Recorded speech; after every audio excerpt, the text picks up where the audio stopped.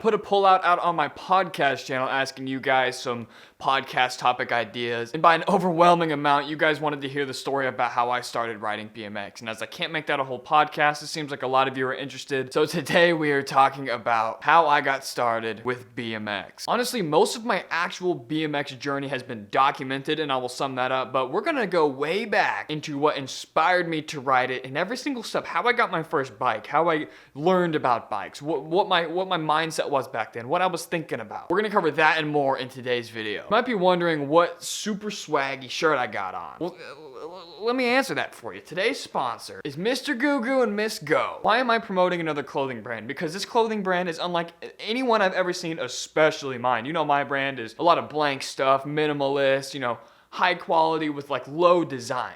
This is high quality with very high design. Their whole thing is, I mean, look at this, dude. It fits really good, but the reason I wanted to partner up with them on today's story, because not only do they have a super cool bag, but as my store is full of blank stuff, I'm definitely still into the all over print. And I mean, dude, look at these. Thug saw this, and I'm giving this one to Thug. These things are incredibly soft. I only asked for, I think, this jacket because I thought it was cool, but they sent me all sorts of stuff. They sent me that. They sent me a mask, which is kind of clutch. I'm always forgetting them, and I just have those stupid, oh, this actually fits my face better than any other mask I bought. I spent $10 on one mask one time, and it was trash. But they sent me all sorts of stuff, so thank you guys. This one's honestly my favorite. It's a two-tone quarantine shirt with the Mr. Goo Goo and Miss Go logo on it, dude. Look at that.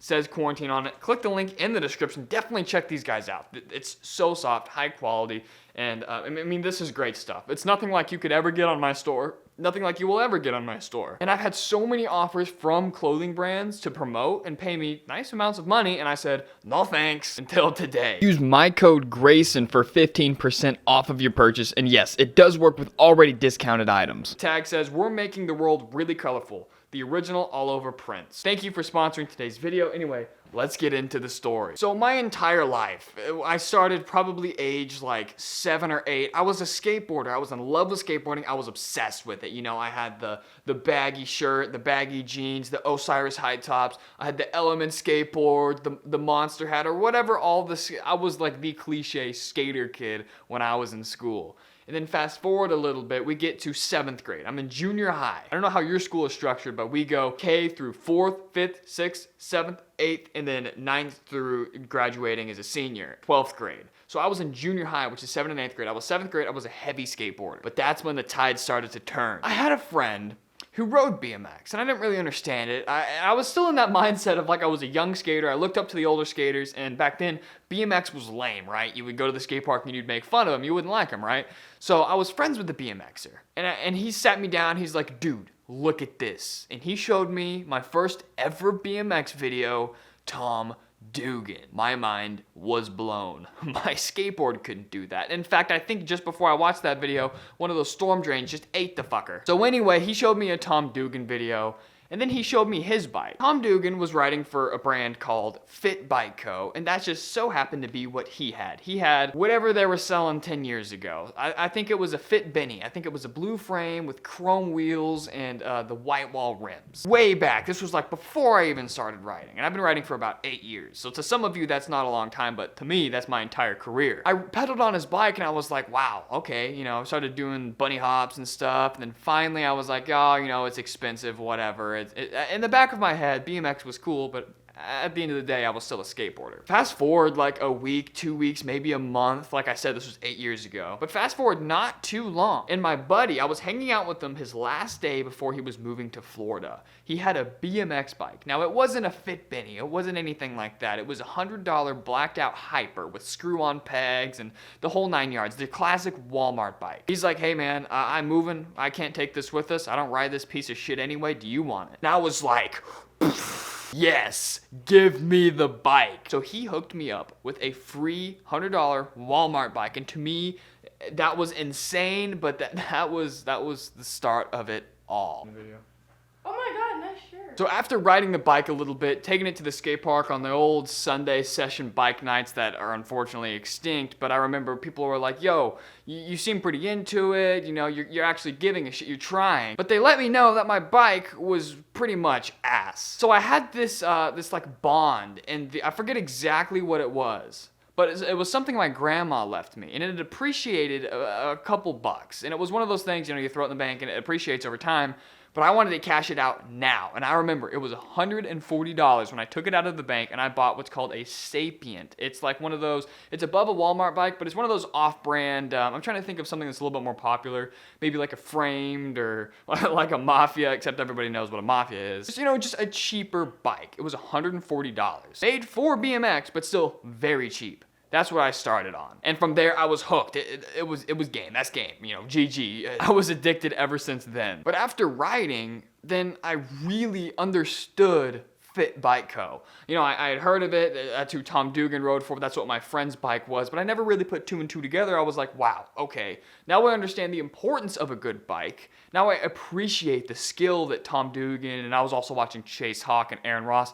Now I understand the skill. And it's all kind of coming together, and I was, in my mind, just laser focused on Fit Bike Co. That's my dream bike. That's what I want. That's who I eventually want to ride for one day. Fast forward another few months, maybe even a whole year, but I cashed in. I remember this. I cashed in an early birthday gift to get a $300 Complete Verde, and at that time, once again, that was the shit. I was so stoked. I couldn't believe I was getting a BMX bike for my birthday, like a real one, like my first real BMX bike. I was riding that for a while, and I remember I was, learning 180s and full cabs and how to grind and all that stuff, but I still had in the back of my mind, I want that fit. And I remember the one I wanted was like $450, just out of my price range, and I was a kid, so I was hustling, I was raking the driveway, I was doing the dishes, I was doing everything I could to hustle, to get money from my, doing odd jobs and stuff for my parents and all sorts of stuff to finally build up this bike. I knew I wouldn't be able to fork over $450, but I knew I would be able to, hey, maybe I could buy those red Revenge rims, because I still remember the bike to this day. It was blacked out. So imagine a blacked out bike, red grips, red rims, white wall tires, and a red chain. That is what I remember to be the Fit Benny V2 from Fit Bike Co. back in the day. I was obsessed. So I spent all my money pretty much trying to convert my bike into that one. So then, blah, blah, blah, I had a bike that looked like the Fit Benny, but wasn't. And then, more time passed. I was obsessed with BMX. I'd spent all my money, whether it was Christmas, birthday, just hustling around, doing random stuff. I bought my buddy's Verde that was worth a little bit more, put them together, and then I actually made a video. I don't remember the exact combination of parts I had on this one. Like I said, this was like a long time ago, and I had a bunch of different parts because I was just obsessed with BMX. But then I made a video that actually was kind of popular. It was one of my first videos, Free Coaster versus Cassette. Anyway, whatever happened to those bikes, I'm sure I sold them for more parts or whatever. Long story short, I ended up getting money and buying my first, legit BMX bike. It was the Sunday Jake Seeley Broadcaster, I believe V2, with chrome bars, translucent black frame, and it was a Free Coaster. This was all within I think this was all within a 1 year span, I believe. Because I remember in my first year,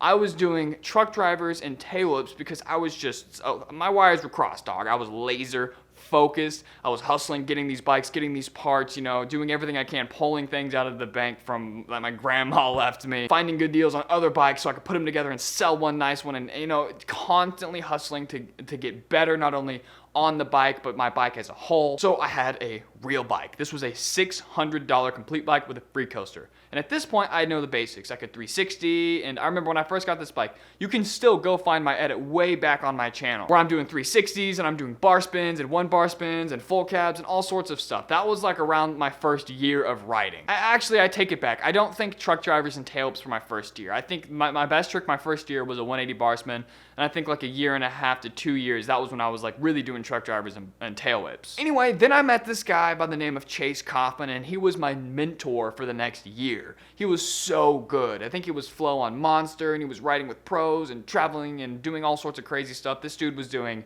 backflip tail whips, double whips over transfers, triple truck drivers, and this guy pretty much that next year just taught me everything I knew. So I was already really, really dedicated and spending all day, every day, and every dime I had on BMX. So I'd gotten decently fast. And then I met this guy, and that just blew things up. I'd play games of bike with him multiple times a week. He would make me learn things. There's so much value in riding with people better than you, especially especially playing a game of bike. If you want to get good fast, play someone that's better than you in a game of bike. It's unbelievably beneficial. And then as I started, actually getting better, I was like, hey, maybe I could do something with this. And then I worked with a few shitty clothing brands that paid me a couple bucks, maybe not even at all, just some free shirts. Don't even worry about that.